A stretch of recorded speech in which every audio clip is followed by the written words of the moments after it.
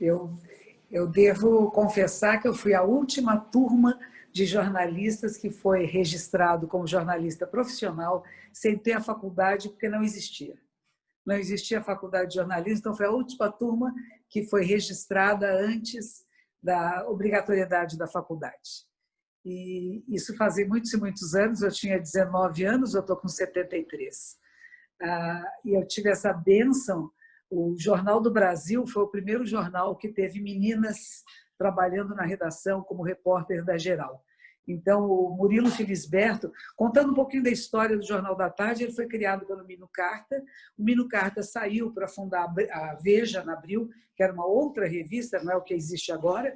Quando ele sai para fundar a Veja, o Murilo Felisberto entra como redator-chefe. Murilo Felisberto de Minas, uma equipe muito grande de mineiros nessa redação, e ele resolve que ele também quer ter as meninas do JT. Se tem as meninas do JB, vamos ter as meninas do JT. Naquela época havia, se eu me lembro, duas repórteres lá, uma Tereza e a outra Valéria. Eram as duas únicas moças na redação, devia ter uns 80 homens. E entramos três ao mesmo tempo. Éramos três foquinhas que entramos na redação.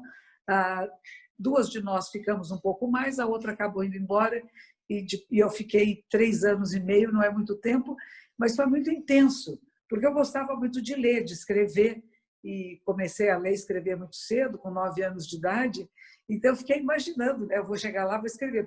Primeiro dia na redação, Miguel Jorge, que foi até um ministro de Minas e Energia um ano atrás, Miguel Jorge foi responsável para me dar a primeira aula. E ele disse, você vai entrevistar, era época de carnaval, você vai entrevistar os 3 costureiros mais famosos aqui de São Paulo, era o Denner, o Clodovil e o José, e você vai pedir para eles fazerem um esboço de um vestido, de uma roupa de carnaval. É difícil que eles façam, talvez você consiga. Falei, tá bem. Ele disse assim, você sabe o que você tem que perguntar? Eu falei, não. Assim, tem 5 perguntas. Quem, quando, como, onde e por quê? Falei, como é que é? Escrevi numa lauda. Naquela época não tinha nem gravador, não tinha celular, não tinha computadores. Então, a gente pegava uma lauda de papel em branco, onde você iria datilografar o seu texto, dobrei a lauda em 3, como a gente costumava fazer, e escrevi as perguntas. Quem, quando, como, onde e por quê? Bom, eu sei que eu fiz as entrevistas mal e porcamente, morrendo de vergonha. Eu era muito tímida, ter que falar com as pessoas, fazer perguntas, era desagradável, mas os 3 me deram desenhos. E eu voltei para o jornal com os desenhos e eles me disseram, escreva. E eu escrevi um texto cheio de adjetivos. Uma coisa assim, que eles disseram, não pode, você sabe o que é um lead? Eu falei, lead? Não, o que é um lead? É o começo da matéria. O primeiro parágrafo tem que ser instigante para que o leitor queira ler o texto. Eu falei, Então, a minha primeira aula foi ao vivo, foi trabalhando, fazendo uma matéria. Eu reescrevi não sei quantas vezes, eu entrei à 1 da tarde, às 9h30 da noite, já estava assim, toda torta, quando eles disseram, não, pode ir embora. Isso eu tinha reescrito inúmeras vezes. E não estava entendendo ainda, né? No dia seguinte, a matéria sai no jornal. E quando eu leio, minha primeira aula. Quer dizer, é um texto completamente diferente de tudo aquilo que eu havia escrito. E assim foi. Foi dolorido, foi sofrido. Fiquei muitas horas na redação, nesse processo de um texto que é jornalístico, que não é um texto de literatura, que não é um texto da minha opinião sobre alguma coisa, né? E foi muito bom. Agora, o que foi mais interessante desse período é que eu era repórter da Geral, então eu comecei a entrevistar todas as pessoas, todas as situações que podiam estar acontecendo naquele momento. Nós estávamos com o governo militar, tinha muita gente já indo para a clandestinidade, tinha muito assalto a banco, muita morte, e eu acabo cobrindo todas as áreas.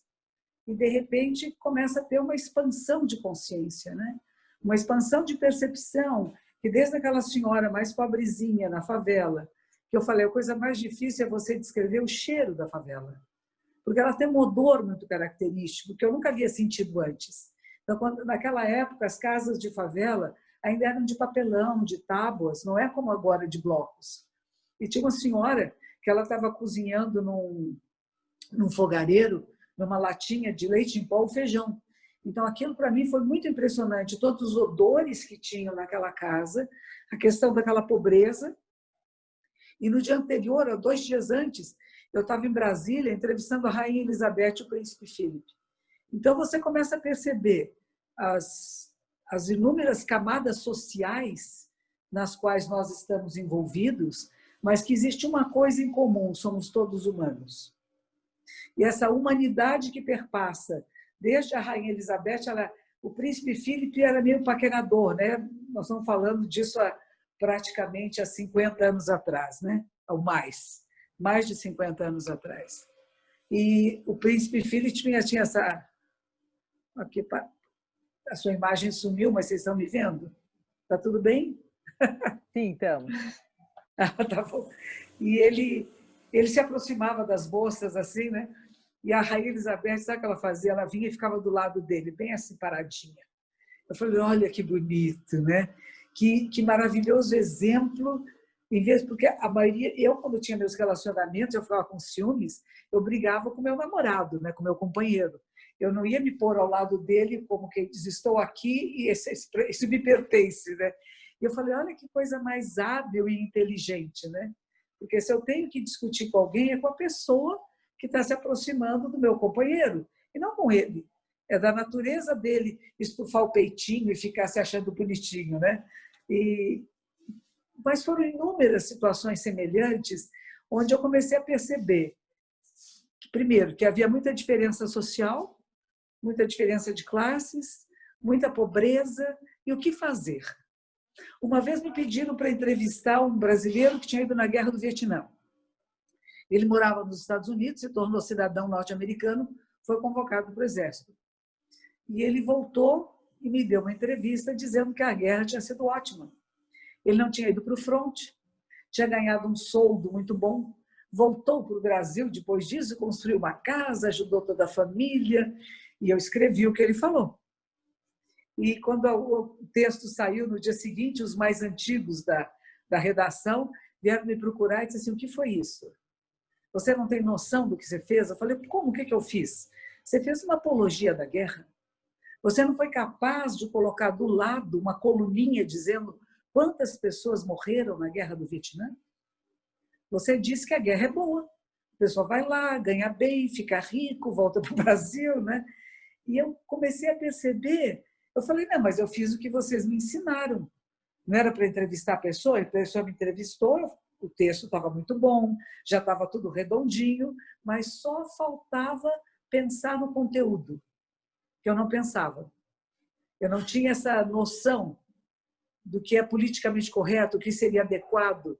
Vou falar que a guerra foi o máximo, que legal, né? E era uma coisa para mim bem interessante, porque era um olhar que eu nunca teria. E aí começa a mudar o meu olhar. E o pessoal na redação começou a dizer, nós precisamos conscientizar essa menina, ela precisa ler alguma coisa. Nós líamos muito, mas nós líamos muito literatura. Havia um grande interesse para exatamente que lide é esse. O Velho e o Mar, o primeiro parágrafo do Velho e o Mar, aquilo é um poema, né? Então você já começa com uma coisa assim inspiradora. Então comecei a desenvolver um pouco essa arte de escrever, mas não tinha pensado ainda no conteúdo, porque não é só informação, a informação também forma. Da maneira que o ângulo que você passa a informação, você está dando também a sua opinião, mesmo que diga que não está. Você escolhe entre aquilo que a pessoa falou e a maneira como ela falou, e você até modifica alguma coisa que tenha sido dita. E eu não tinha pensado nisso antes. E quando eles me criticaram sobre a minha posição nesse texto específico da guerra, e começaram a me dar livros para ler. E um deles foi de Trotsky. Era um livro muito fininho, e Trotsky falava de que se a revolução não fosse internacional, se todos os países não se tornassem socialistas, vamos dizer assim, comunistas, socialistas, não ia adiantar nada, porque um país sozinho não fazia nada. Só que eu li o texto diferente. Ele dizia que havia um governo revolucionário que tomava posse, matava todos os corruptos, tudo aquilo que era impróprio e inadequado foi destruído e morto, e que eles, os bons e os puros, assumiam. Só que em pouco tempo os ministros começam a se corromper. O livro é uma joinha sobre isso, né? E o que eu entendi é, se o coração humano não mudar, não são sistemas políticos, econômicos e sociais que vão fazer a transformação. E aí começa a minha jornada noutra direção. Não de pertencer a um grupo político, não de pensar em ir para a clandestinidade, que meus colegas alguns estavam indo, não de pensar... Meu pai era muito forte sobre isso, imagine jovem de 20 anos, você quer mudar o mundo, não é verdade? E aí eu faço qualquer coisa para mudar o mundo, e meu pai sempre me dava o exemplo de Galileu. Diz assim, Galileu Galilei, lembre-se disso. Quer que assine um papel dizendo que a Terra não gira? Eu assino, para não ser morto, mas que a Terra gira, gira. Que é a frase de Galileu, né? Assino o documento, assino. Ele acaba de assinar e diz, mas que gira, gira. Então era mais ou menos essa, ou seja, não há nada pelo qual matar eu ou morrer. Então, não é porque eu tenho uma ideia, eu quero que o governo seja diferente, que eu vou sair matando gente ou vou me matar por causa disso, né? Então, foi muito forte esse momento, que era um momento histórico que a gente estava vivendo. Eles não me deixavam ir para as passeatas, porque eu era bonitinha, como você falou, que eles dizem ainda, né? Eu era jovem, bonitinha, arrumadinha, e eles não queriam que eu fosse para as passeatas. E a minha colega, foquinha como eu, a Marisa Figueiredo, que estava se formando na Faculdade de Direito de São Francisco, falou para o pessoal da redação, se ela não vai como jornalista, ela vai como estudante. Ela tem que saber o que está acontecendo nas ruas. Vocês não podem esconder isso dela. Então, ela me puxou, me vestiu toda de calça comprida, eu só ia de taierzinho, de sainha para trabalhar. Ela me pôs calças compridas, me pôs um lenço no bolso com amoníaco e disse assim, porque vai ter gás lacrimogêneo, você vai preparada. E foi a primeira vez que eu saí para uma passeata, e foi na Rua Maria Antônia, e foi o dia que a Maria Antônia, de um lado, que era a USP, brigando com o Mackenzie, jogavam bombas uns nos outros, a polícia entrou com a cavalaria e acabaram matando um menino, um estudante secundário. E nisso eu sou jornalista e tal, e a polícia não vê jornalista. É uma jovem que está lá no meio, eles me empurraram para cá e para lá, eu falei, olha que interessante, né? De repente, a minha identidade, que eu achei que me protegia de jornalista, não protege. Se você está no meio daquela confusão, você é uma das pessoas que estão na confusão, né? E isso foi muito forte para mim. À noite, no dia seguinte, que eles haviam enterrado o menino, o corpo dele desapareceu. Foi uma coisa muito dramática. De ir para o cemitério no dia seguinte, procurar o túmulo que foi arrombado. Então, tudo isso foi muito intenso, e intenso de reflexão a mim sobre a minha vida. Os valores que eram da minha família, eu moro aqui praticamente do outro lado do Pacaembu. A FAAP fica do lado de lá do estádio e a minha casa fica do lado de cá do estádio, onde eu cresci desde os 4 anos de idade. É uma classe média burguesada, que tem um determinado valor e princípio e forma de pensar. Mas na hora que você entra na realidade, você começa a entrevistar pessoas de todas as áreas, de todas as camadas, príncipe do Nepal, Rainha Elizabeth, a mulher que mora na favela, o menino que morreu porque era terrorista. É tudo ser humano. A minha primeira matéria, que deu primeira e última página, foi quando Percival de Souza, que era responsável pela parte da policial do Jornal da Tarde, ele estava de folga. Era um domingo, eu era a plantonista. E na hora que prenderam um traficante que chamava Saponga, o traficante foi morto. Percival estava há muito tempo sabendo que a polícia ia pegar, né? Fleury, que era o chefe da polícia, estava atrás do menino, não ia ter jeito, ia pegar. E ele estava esperando. Só que na noite que ele foi morto, quem estava de plantão era eu. E quem estava comigo era Moisés Rabinovich, que também estava de plantão. Só que ele era já redator e eu era a repórter. E ele disse, você vai. E ele falou assim, eu vou com você no carro, mas eu não vou descer. A matéria é sua, é você que tem que fazer. Eu falei, tá bem. Aí fomos lá, era um Volkswagen pequenininho, nossa, é um outro mundo.